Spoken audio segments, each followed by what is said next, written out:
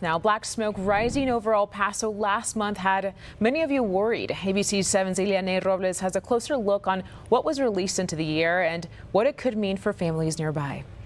I'm here outside Marathon Petroleum Refinery, where last month there was a lot of chemicals that were released in the air from the flare-ups. Now, a lot of experts are saying that it can be harmful to our health, while the company says otherwise. On July 8th, many El Pasoans saw this. Large plumes of black smoke that could be seen for miles across the city. Many viewers calling and emailing our newsroom. As ABC 7 reported back then, the smoke came from 3 stacks of the Marathon Petroleum Refinery. Our newsroom obtained a Texas Commission on Environmental Quality report. It states the facility experienced a power outage, which led to a facility-wide shutdown, resulting in the flaring emissions from the smoked stacks. Investigators wrote the refinery released 500 pounds of sulfur dioxide. The report also lists carbon monoxide, nitrogen oxides, hydrogen sulfide, and benzene were released into the air.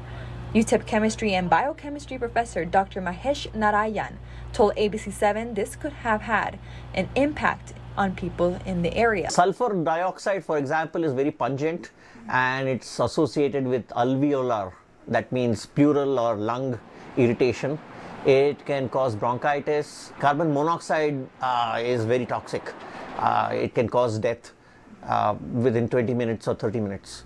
He says nitric oxide can dilate blood vessels, causing a drop in blood pressure and even irregular heart rhythms. The problem with these chemicals is they sometimes are heavier than oxygen or nitrogen, and then they persist at lower levels, and they may cause haziness. For example, they may cause breathing difficulty. Those same chemical reactions can also affect the environment. Sulfur dioxide, it could go into water and form sulfurous acid to a number on both terrestrial and plant life as well as aquatic life. County Commissioner David Stout says the county has no direct authority over refinery operations, but they're staying in contact with Marathon officials. I would definitely like to work with the refinery to understand how we can advise the public a little more quickly about these incidences and just make sure that people understand what's going on. I would say inform people a little better.